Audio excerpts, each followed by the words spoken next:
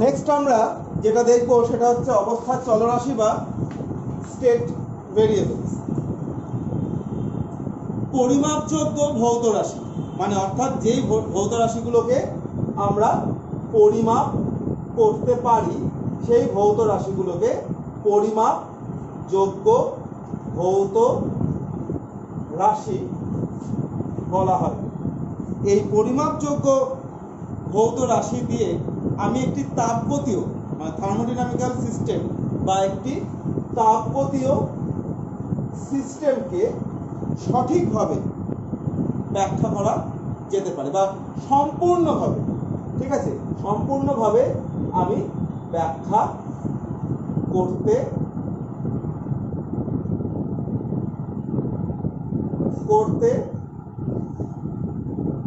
পারি, ঠিক আছে। এইবার এই যে পরিমাপযোগ্য ভৌত রাশি যেগুলোকে দিয়ে আমরা সিস্টেমকে সম্পূর্ণরূপে ব্যাখ্যা করতে পারি তাকেই বলা হয় স্টেট ভেরিয়েবল, ঠিক আছে। এবার দেখা যায় স্টেট ভেরিয়েবল সব কিছু হতে পারে যা দিয়ে একটা পদার্থকে ব্যাখ্যা করা যায়। মোল সংখ্যা হতে পারে, চাপ হতে পারে, আয়তন, তাপমাত্রা, ঘনত্ব, প্রতিসরাঙ্ক সব কিছু হতে পারে কিন্তু এই স্টেট ভেরিয়েবল। কিন্তু অনেকগুলি স্টেট ভেরিয়েবল থাকলেও অনেকগুলি স্টেট ভেরিয়েবল আছে, কিন্তু সকল চলরাশি বা সকল ভেরিয়েবলকে কোনো একটা পদার্থের অবস্থা সম্পূর্ণরূপে ব্যাখ্যা করতে সকল চলরাশির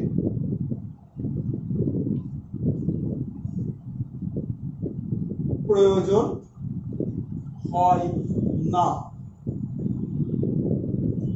কেন হয় না? কারণ দেখা যায় যে এই যে চলরাশির মধ্যে কিছু আছে ইন্ডিপেন্ডেন্ট, স্বাধীন, যেটা একে অপরের উপর নির্ভর করে না, ঠিক আছে। ঠিক যেরকম আমরা ক্লাস 9-এ একক পড়েছিলাম, মৌলিক একক এবং লব্ধ একক।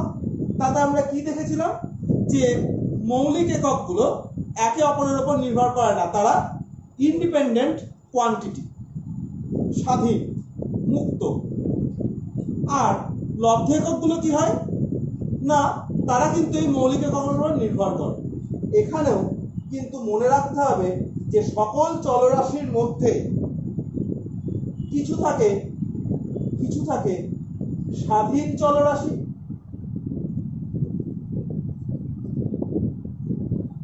আর পরাধীন তো বলা যায় না, কিছু থাকে লব্ধ, বলতে পারি লব্ধ চলরাশি।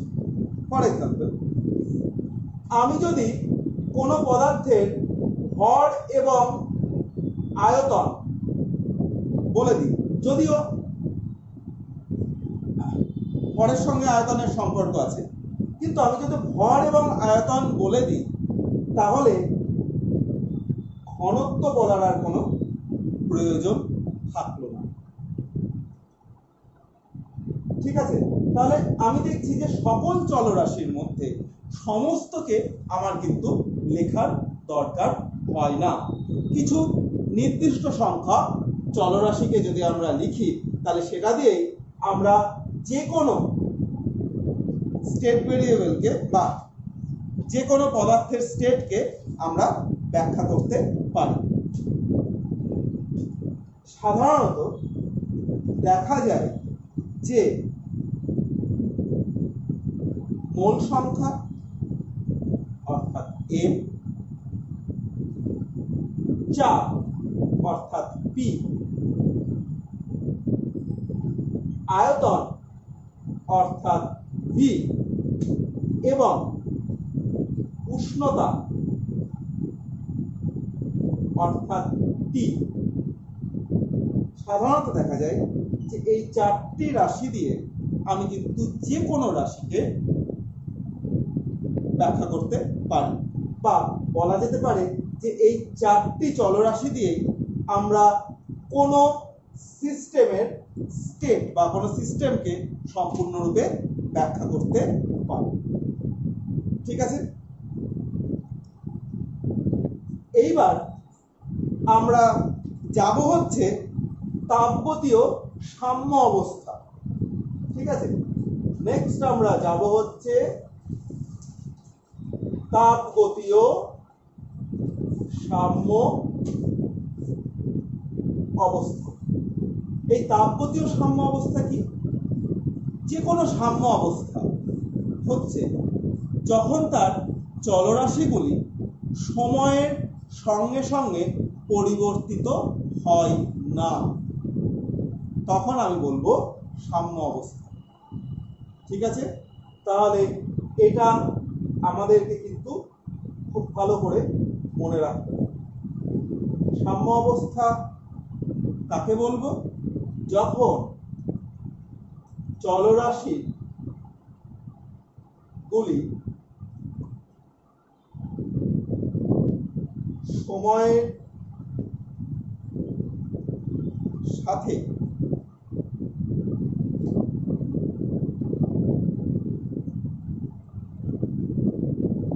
পরিবর্তন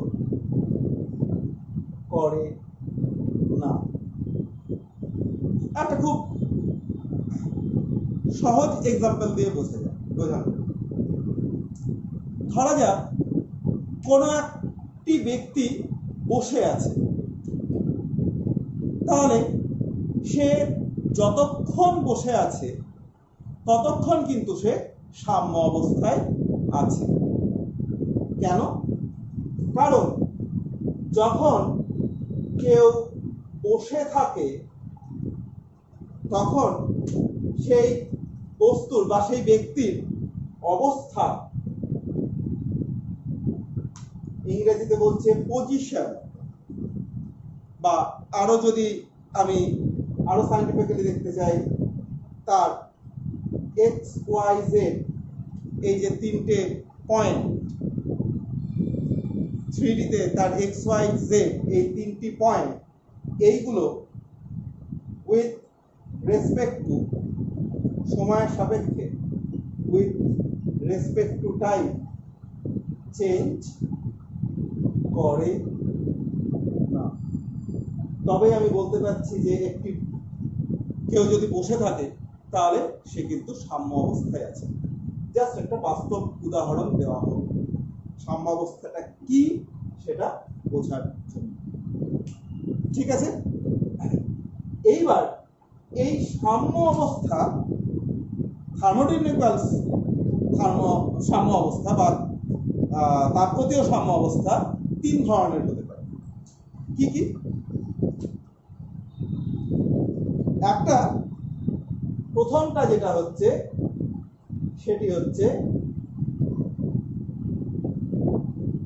তাপীয় সাম্য অবস্থা। তাপীয় সাম্য অবস্থা কি? যখন কোনো সিস্টেমের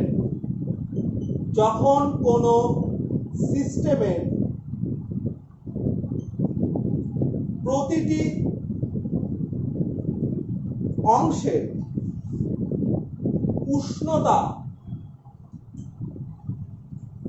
সমান হয় এবং সেই উষ্ণতা অর্থাৎ সিস্টেমের প্রতিটা অংশের যে উষ্ণতা, সেই উষ্ণতা সারাউন্ডিংস এর সাথে সমান হবে, তবে আমি তাকে বলতে পারি যে সেটি তাপীয় সাম্য অবস্থার অন্তর্গত বা সিস্টেমটি তাপীয় সাম্য অবস্থায় আছে। ঠিক আছে। নেক্সট হচ্ছে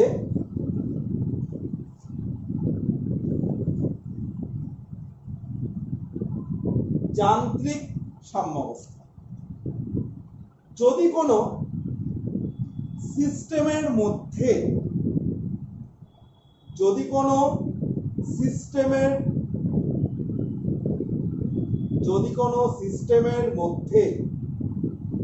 কোনো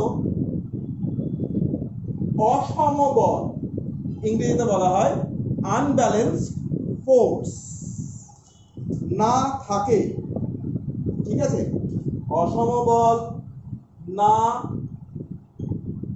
থাকে, তাহলে সেই সিস্টেমকে বলা হয় যে সেটি যান্ত্রিক সাম্য অবস্থায় আছে। ঠিক আছে, ধরা যাক এই হচ্ছে আমার একটি সিস্টেম। এবার এই সিস্টেমের মধ্যে যে বস্তুটি আছে তার সকল দিকে সম সে বল প্রয়োগ করছে।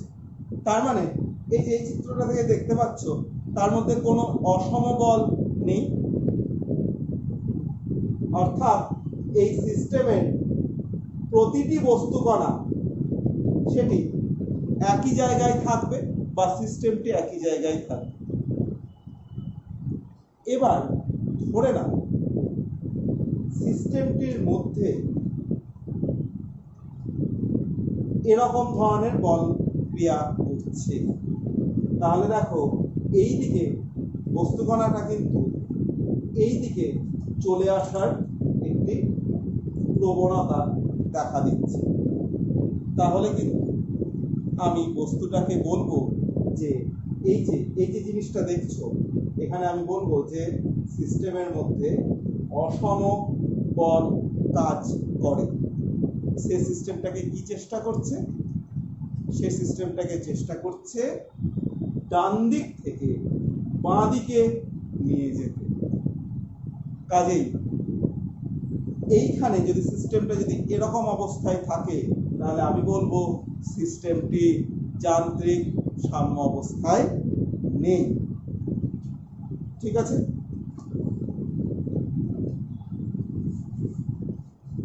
নেক্সট হচ্ছে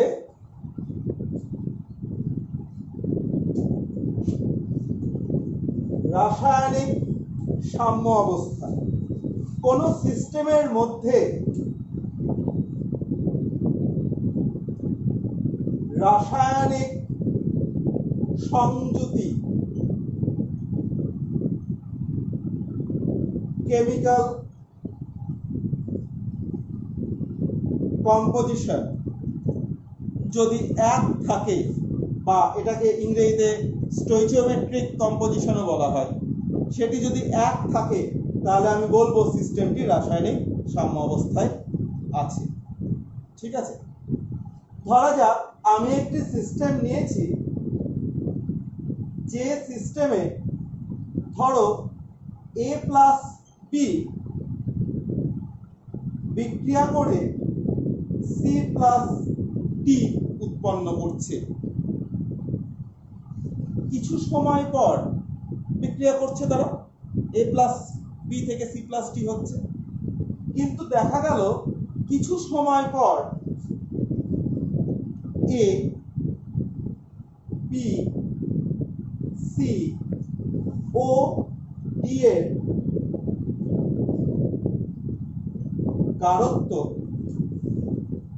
গাঢ়ত্বের কোনো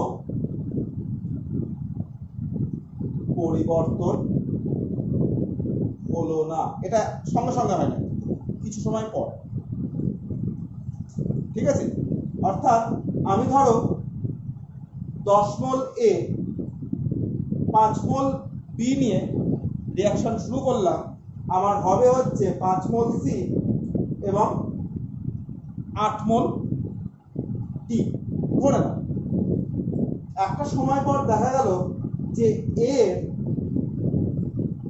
এটা আমি নিয়ে শুরু করেছিলাম, কিছু সময় পর দেখা গেল যে এর মোল সংখ্যা কমে হলো 8 মোল, বি এর মোল সংখ্যা কমে হলো 3 মোল, সি এর মোল সংখ্যা ধরা যাক হলো 7 মোল, ডি এর মোল সংখ্যা হলো 5 মোল।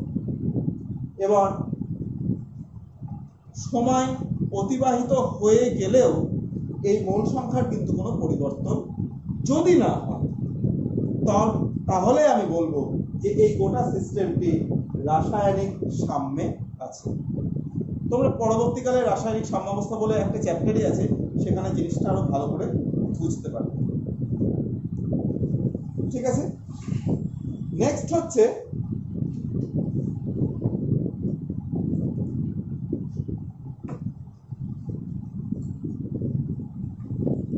অবস্থার অপেক্ষক। আমরা জানি যে সিস্টেমের কতগুলো চলরাশি আছে। এবার দেখো সিস্টেমের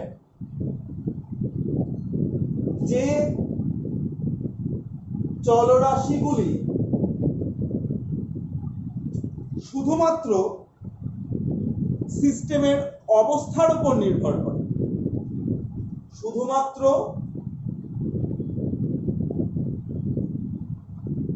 সিস্টেমের অবস্থা মানে স্টেট এর উপর নির্ভর করে, কিন্তু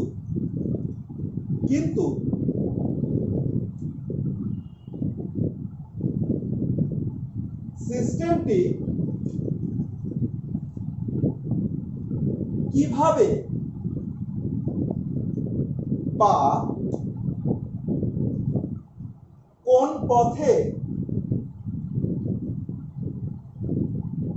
সেই স্টেট বা অবস্থায় উপনীত হলো বা এলো, তার উপর নির্ভর করে না। তাকেই আমরা বলবো স্টেট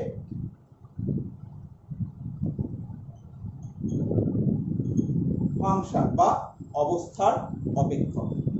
অর্থাৎ এই চলরাশিগুলো শুধুমাত্র সিস্টেমের স্টেটের উপর নির্ভর করবে। সিস্টেমটি কিভাবে এলো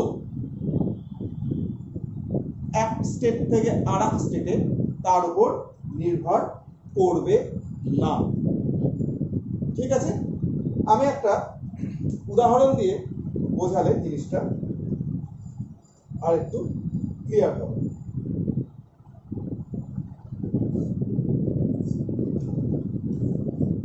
ধরো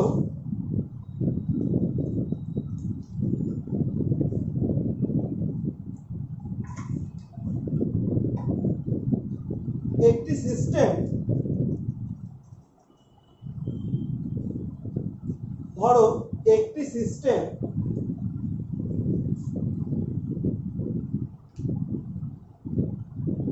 এটা সিস্টেম এ।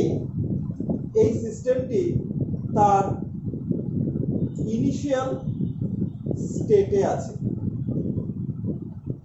ঠিক আছে, ইনিশিয়াল স্টেটে এই সিস্টেমটির চাপ হচ্ছে P1, 10 অ্যাটমসফিয়ার, 20 অ্যাটমসফিয়ার, যে কোনো একটা কিছু ধরে নাও। তার আয়তন হচ্ছে V1, 1 লিটার, 2 লিটার, 3 লিটার, যা ইচ্ছা ধরে নাও। টেম্পারেচার হচ্ছে T1, 20 degree centigrade, 30 degree centigrade, যা ইচ্ছা ধরে নাও। ঠিক আছে, সেখান থেকে সিস্টেমটি তার ফাইনাল বা অন্তিম অবস্থাতে এলো। অন্তিম অবস্থায় ধরে নাও তার চাপ P1 থেকে পরিবর্তিত হলো V2 তে, তার আয়তন V1 থেকে পরিবর্তিত হলো V2 তে, এবং তার উষ্ণতা T1 থেকে পরিবর্তিত হলো T2 তে। ঠিক আছে, তাহলে এখানে কোন রাশিগুলির পরিবর্তন হলো? এখানে রাশিগুলির পরিবর্তন হলো চাপ। আমি ডেল পি বলছি, P2 মাইনাস P1, পরিবর্তন হলো ভি। সবসময় ফাইনাল মাইনাস ইনিশিয়াল স্টেট করতে হয়। V2 মাইনাস V1 পরিবর্তন হলো। তাহলে দেখো এই জিনিসটি এই রকম হলো। এখানে এই চলরাশিগুলি কিন্তু পরিবর্তিত হচ্ছে। এইবার এইগুলো কখন অবস্থার অপেক্ষক হবে? শুধুমাত্র তার এই চলরাশিগুলোর মান যখন শুধুমাত্র তার ফাইনাল স্টেট এবং ইনিশিয়াল স্টেটের উপর নির্ভর করবে। সে তার ইনিশিয়াল স্টেট থেকে ফাইনাল স্টেটে কিভাবে গেছে তার উপর নির্ভর করবে না।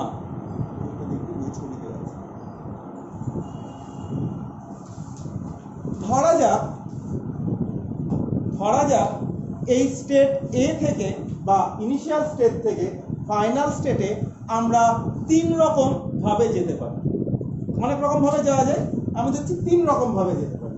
আমরা এ পদ্ধতি ব্যবহার করতে পারি বা এ পথে যেতে পারি, আমরা বি পদ্ধতি ব্যবহার করতে পারি বা বি পথে যেতে পারি, বা সি পদ্ধতি ব্যবহার করতে পারি বা সি পথে যেতে পারি।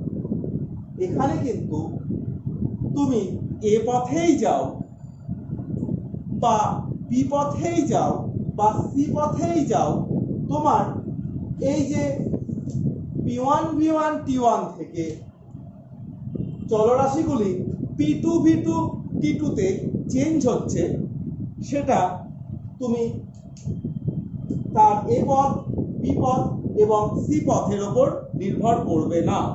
তুমি যে পথেই যাও তার ইনিশিয়াল স্টেট এবং ফাইনাল স্টেট একই হবে।